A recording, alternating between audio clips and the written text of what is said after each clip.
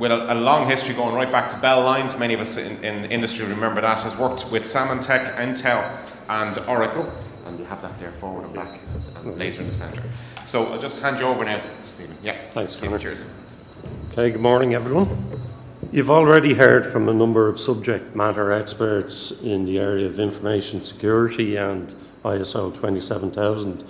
Actually, I don't claim to be an expert in either of those, but what I can do is give you a kind of practical outline of how we in Maxol went through a recent ISO 27001 project. So depending on the stage of the ISO journey you're at, hopefully there'll be one or two items that you'll be able to pick up along the way. So just to set the scene, I'll give you an overview of the Maxol Group, and that's important in understanding the context of our project, and then I'll jump straight into the ISO project itself. So many of you will be aware of Maxol and the brand itself. You may not be aware that Maxol is an Irish family-owned company in existence since 1920. So we're coming up very shortly to our 100-year celebration. And the group itself is made up of 3 business entities. The main one you would know, forecourt retailing. There's been massive change in this area over the last couple of years. So we've gone from fuel refilling stations to retail convenience locations. Maxol Lubricants is also an important component of our activities, and it's been making spectacular progress from our manufacturing facility in Santry. And the third component is our Maxol Fuel Cards business, and that's very complementary to the Maxol Group.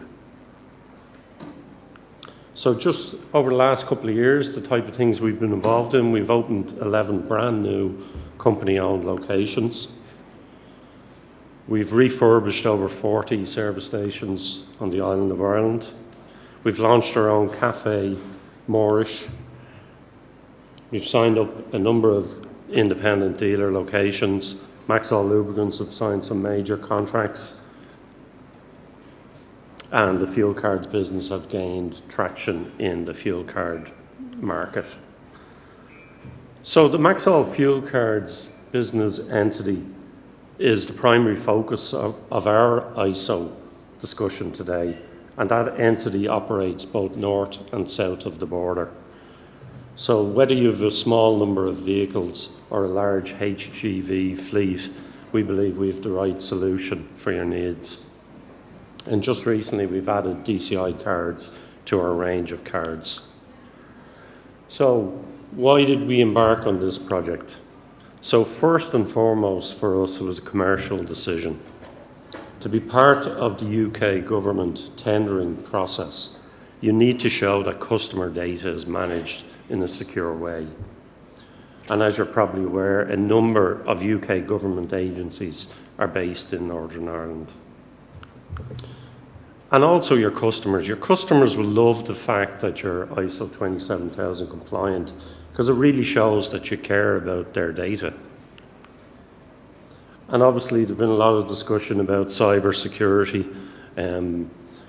If, like me, you're bombarded with daily warnings and proposed solutions in the cyberspace, you want some level of comfort. So ISO 27001 is not the complete answer in terms of cyber security, but it does provide a very good framework for planning, implementing, and improving your organization's security performance. You want to be able to sleep well at night, and that's a big factor for me.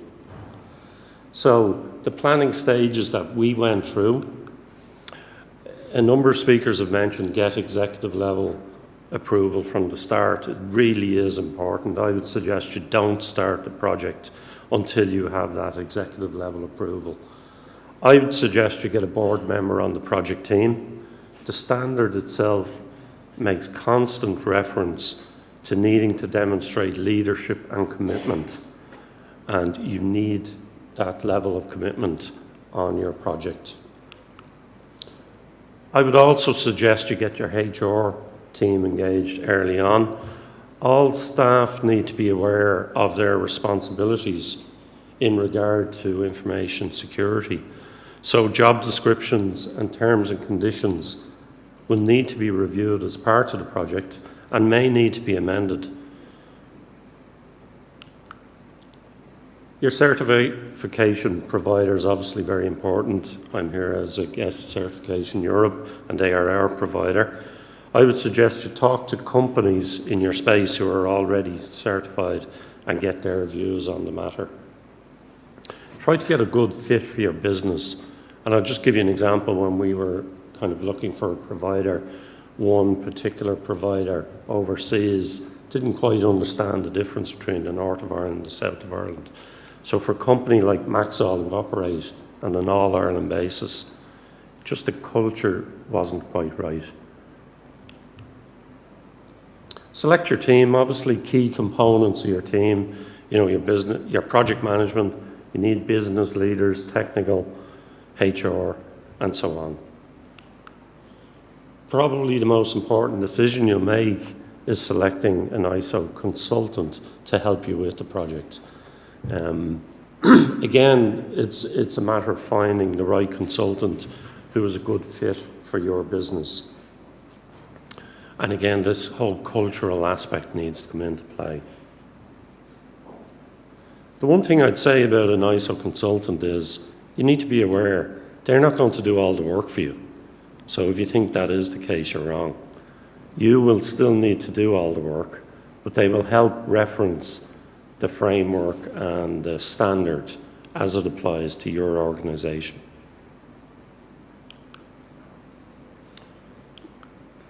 In terms of the planning stages, there have been a couple of references to the duration of the project. I just wanted to outline, the kind of timeline.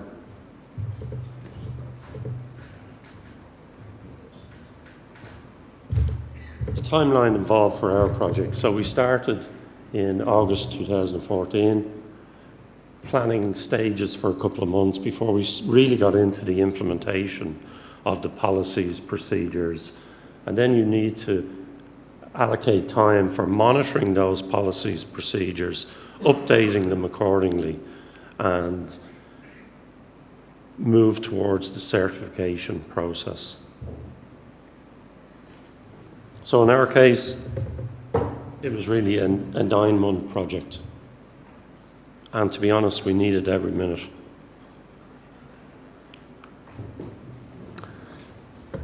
Cheers. So how do you eat this particular elephant? It's quite daunting starting out on an ISO 27000 project. There's a lot of documents to be reviewed, a lot of policies, procedures to be done. So really the old adage applies. You need to take it one piece at a time. Define the scope of the project. Not too many people have talked about the scope earlier, but for us, obviously, it was important. We limited it to one division out of the group. So actually that brought its own complications. The IT organisation is a shared service department, so trying to limit the scope actually may have hampered us somewhat, but also it's a very important thing you need to determine up front. At the day of the audit, one of the first things the auditor will do is review the scope of the project. Now, this might seem a bit simplistic, buy and read the standard, but you don't just download the standard from Google, okay? So you do need to buy it. Costs about €100. We bought it from BSI online. When I say read the standard, I dipped into the standard for the first couple of months of the project, looked at the things that concerned me and dropped out again. But you actually need to read it from beginning to end to understand the whole context of the framework that you're trying to implement. In terms of staff, you need to create staff awareness sessions and outline how they can assist you along the way. So it's an important aspect. Physical security is often overlooked. Again, the first thing an auditor will do is come into the building. So if they can walk straight into your building, there's a problem. you need good access control on a physical level as well as on a technical level. It's been mentioned previously about document repository, and we also use SharePoint Online. And for us, it was ideal because our consultant is external to the company, and of course, they were able to work on the documents with ourselves, check in, check out documents, so we knew exactly who was working on every part of the project. Really, the policies are the bedrock of the plan. You're going to refer to these on a regular basis. So you need to spend time really getting these right in the first place. Okay. So think about your antivirus, your data backup, your mobile device policy, your encryption policy, and then you move on to the procedures. And really the procedures are about how are you going to implement the controls around the policies that you've already defined. So if it's a data backup policy, for instance, you need to show your procedure about all of your daily backups. Here's the log of all the backups. If there's an issue with a backup, who's alerted? How is it dealt with? And really it's around that control of managing each of the policies and procedures. So moving on, information assets, I'd suggest you list every asset that you can possibly think of. And remember, it doesn't need to be just a technical asset. You might have paper, you might have video, you might have all types of assets. Make sure you get them all down initially and then revise and revise as you go through the project. You need to define a risk assessment methodology. We use quite a simple methodology, a scoring system of 1 to 3 around the likelihood of the risk and then the impact around the confidentiality, integrity and availability. And obviously that scoring mechanism then highlights the high risk items, and you have to have a risk treatment plan to deal with each of those items. The management reviews are very important. Again, if you have a board member on the team, it's really helpful. So the management review will help you make decisions and maybe implement changes or get resources that you need as part of the project. Internal audits, very, very important. The consultant will work through various internal audits with you, and they'll highlight opportunities for improvement or NCs, non-conformances, as they find them along the way. And it's your opportunity, really, to deal with them as you go through the project. Your people processes are very important. So when you take somebody on board, how do you induct a new person into the team? What system access do they get? What access control will they have? They're probably the straightforward ones. But when somebody leaves the company, you need to document exactly how their access is disabled.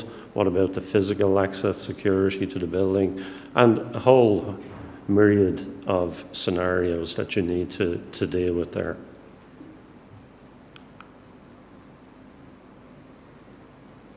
As was mentioned earlier, your key suppliers are really important in this whole process. So we spend a lot of time in understanding what our own people are doing and what access they have. But then we'll allow a managed service provider, maybe full access to our databases. So you need to take that into consideration. Should that be on a time basis? If you know about that, it's a risk, but it's something they're working for you, doing a particular job for you. But it can't go on open-ended. So you need to be prepared for all of those eventualities.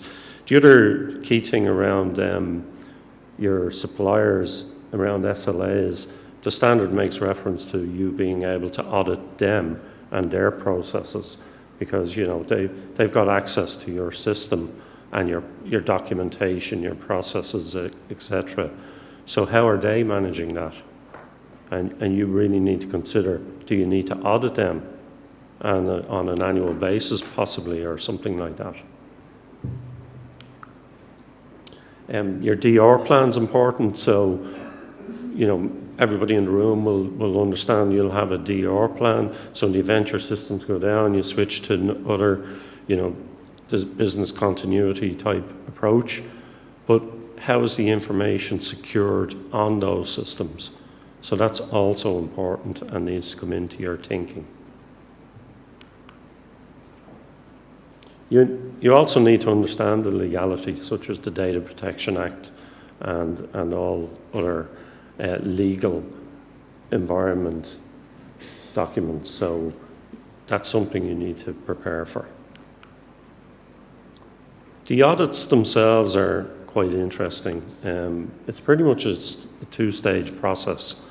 The first stage really checks how ready you are, and really you want to learn as much as you can from that stage. I'd also suggest you leave yourself certainly a few weeks, maybe a month, between stage 1 and stage 2, because the auditor will highlight some opportunity for improvements, maybe some non-conformances, and you need to address them then in that time frame till the main audit. In terms of the main audit, where we have multiple locations, north and south, you need to define where and when that's going to happen. Do you have access to all the information at that location? Will you have access to all the relevant people if you need them at that location? So just a small consideration, but should form part of your thinking and planning. And really, the audits are a long day, believe me. And, so you need to be ready for that. Prep your team, have everybody ready.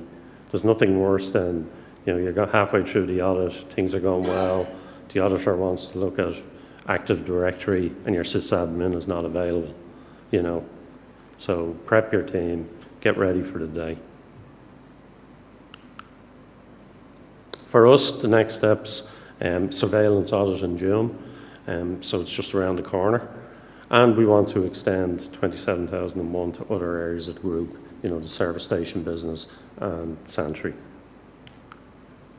So some lessons learned, I suppose. Not all audits and auditors are the same.